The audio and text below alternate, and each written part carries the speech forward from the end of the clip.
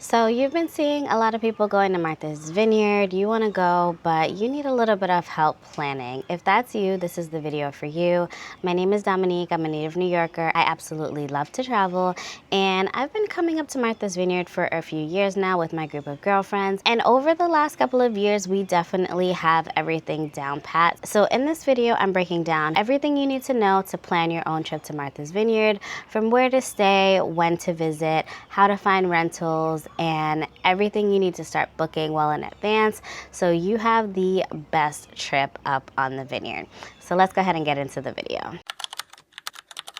So if you've never heard of Martha's Vineyard, it is an island just south of Cape Cod. Most people don't live on the island year-round. It's definitely a vacation destination for people in Massachusetts, on the East Coast, as well as all across the United States. Martha's Vineyard has a really deep history for Black Americans actually being able to come here and vacation. The Vineyard was actually one of the few seaside towns where Black Americans could purchase property in the late 19th century and early 20th century, and specifically Oak Bluffs became a haven for Black African Americans to come and visit, and it's an absolutely amazing place to visit. If you've never been here, I definitely highly recommend, hence why I'm making this video, because I feel like more people definitely need to come to the Vineyard and experience it. The very first thing that you need to know is that you definitely need to start planning this trip a year in advance. We're gonna get into where to stay a little bit later, but what you need to know is that a lot of the good rentals are gone by October or November.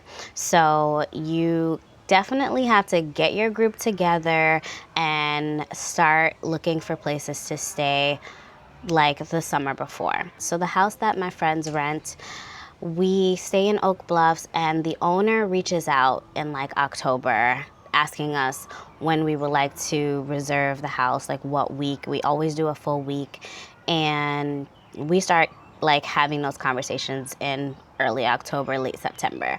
So you definitely don't want to miss out on having a place to stay and be limited to only being able to do a day trip. If you really want to experience the island, you're going to want to spend more than a day here. It's not a small island. If you really want to see it all, you really do need to spend at least, I want to say, 4 days to really be able to experience it. So you're going to need to secure a rental or a hotel. Another reason why you're going to need to plan ahead is one of the best ways to get around in Martha's Vineyard is with a car. You can get to Martha's Vineyard by flying in, but it's actually better for you to take the ferry over and bring your car. And the car reservations open up in like around January. So if you decide in May that you want to come to Martha's Vineyard and you want to bring your car over, you're gonna be shit out of luck because the spots for cars on the ferry sell out quickly. A car is kind of essential to really being able to see the majority of the island. Yes, there is a free bus here, but there are 6 towns in Martha's Vineyard, and for you to be able to like really see all 6 towns, to go from Oak Bluffs to Edgartown out to Aquina, which is like a beautiful beachy area with like beautiful chalk clay cliffs, you're gonna want a vehicle unless you want to be spending a whole lot of money on Ubers or Lyfts. So I highly recommend having a car on the Vineyard. And again, for that, you are going to need to book a ferry reservation for the vehicle, and that opens up in January. All right, so next, how exactly do you get to Martha's Vineyard? You have 2 options. You can either fly in. There is an airport on the island. There's also a private airport if you fly private, but there is a regular airport. Cape Air, Delta, and JetBlue all have regular service throughout the summer, so that is an option. But I highly recommend having a vehicle on the island. So in that case, your best bet is to take the ferry from Woods Hole. We take the ferry over from Woods Hole, and it's only about 45 minutes to an hour. To bring your car over is a little steep. It's about $160 for the vehicle to be transported on the ferry, and then you do also have to pay your own like single fare ticket each way, which I believe is like $12 each way. Now, one thing to note, if you are flying, it is a very small airport, and if your flight gets canceled, they're not going to give you a hotel voucher because there aren't going to be any hotels for them to send you to. So this actually happened to me one year where I was flying back one night before the rest of the group. I was going back home on Saturday night.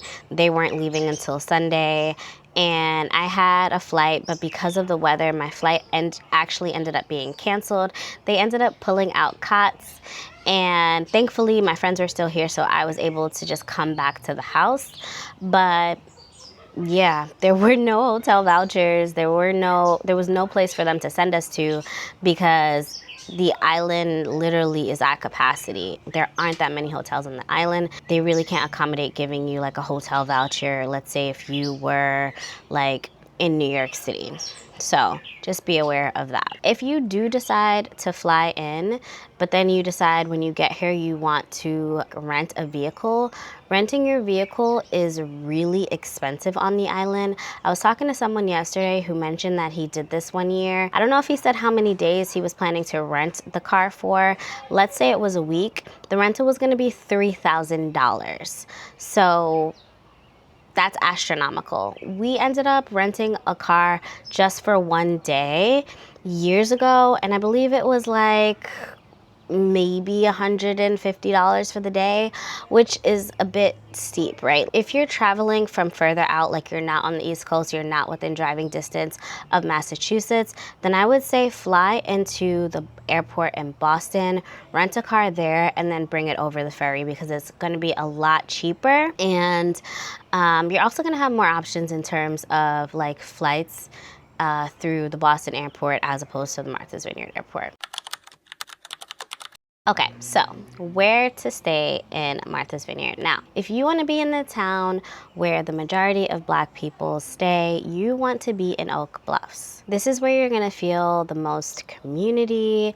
This is where Inkwell Beach is. A lot of the history in terms of Martha's Vineyard for Black people is right here in Oak Bluffs. So you want to be in Oak Bluffs. Now there's also Edgartown, which is about a 10-15 minute drive from Oak Bluffs, depending on traffic. This is where Obama's home is. This is a nice town. It's beautiful. We definitely visit Edgartown, but we always stay in Oak Bluffs.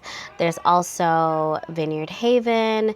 Vineyard Haven is very residential, and you also have what is considered Up Island, which is Chilmark, Aquina, and West Tisbury. Chilmark apparently is where all of the celebrities live. It's very posh and very expensive up there. Aquina is where you have the beautiful chalk clay cliffs, gorgeous beach, and a large community of the indigenous people, which are the Wampanoag tribe. You generally are not going to want to stay up island as a first timer, but if you do, you're definitely going to need a car. So you can either stay in a hotel or you can do a house rental. Nowadays you can find a house rental on Airbnb, but there's also weneedavacation.com, which is where the majority of the rentals for Martha's Vineyard will be. There's also blackownedmv.com.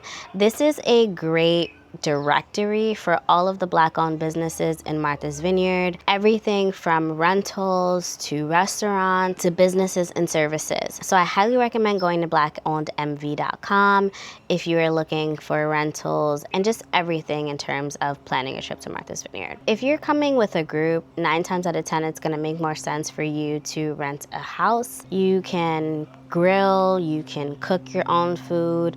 Like, it's not exactly a cheap place to vacation, and I'm actually gonna do a whole separate video on what it costs to spend a week in Martha's Vineyard.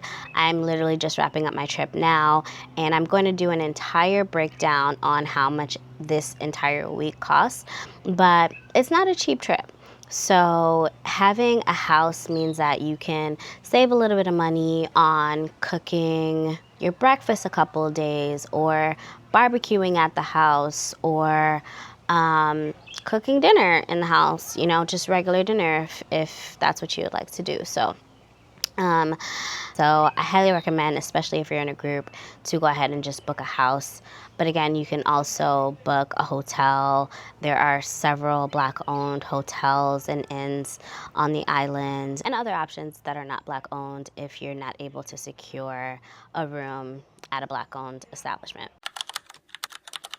Okay, so next, when to go to Martha's Vineyard and how long to stay. So this year, I'm actually on the Vineyard for the week of 4th of July, but for several years, we would come the last week of July. And July and August are peak season on the Vineyard. There's a ton of great energy, a lot of people here. And August is also known as Black August. This is when you're gonna see the most amount of Black people visiting the island. This is when you're gonna see a ton of activations from D9 to the film festival and events surrounding that, as well as just a ton of community events. Now, if you do decide to come in August, just know that it is going to be more expensive in terms of housing, and there's a lot going on. So be aware of that. So June and September are going to be a little bit cheaper and less crowded, but still beautiful. The only trade-off is the people and the community. So how long do you actually need to be on the island? I would say 4 nights minimum, but preferably I would say you want to spend at least a week on the island. Last year I came for a day trip, but every other time that I've come to the Vineyard, I've stayed for an entire week, and it feels like the perfect amount of time. You really get a chance to experience like a lot of the island. Depending on how you pack your itinerary, you could have a very relaxing vacation where you're gonna leave feeling very rejuvenated if you stay for an entire week. If you are concerned about your PTO, I would say a minimum of 4 days. 5 is better, but 7 is really like the sweet spot. To be honest, by the time the 7th day gets here, I'm actually not ready to leave. I would love to spend 2 weeks on the Vineyard. At some point, I would love to spend an entire month on the Vineyard. It is just an amazing place to vacation, especially during the summertime. And like, it's also one of the blackest vacation destinations I have ever experienced, and I just love that. So like, the more time the better.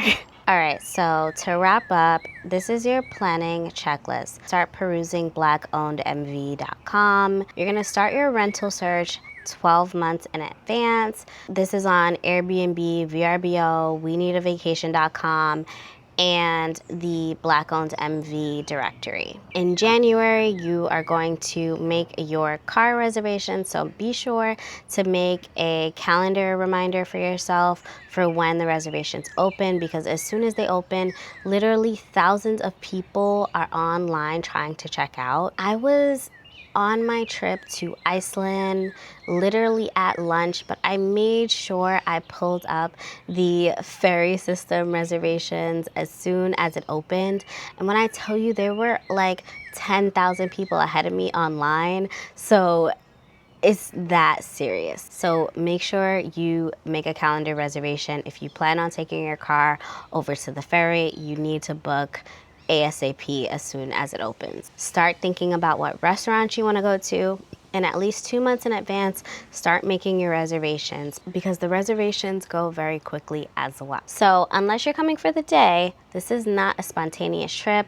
This trip requires a lot of planning. So make sure that if you really plan on being on the Vineyard next year, that you start planning a year in advance. I also have a separate video that covers your entire travel guide, from what to see, what to do, and where to eat. So that will be pinned in the description for you. I hope this video has been helpful. If you have any questions about visiting Martha's Vineyard, please be sure to drop them in the comments, and I'll see you in the next video.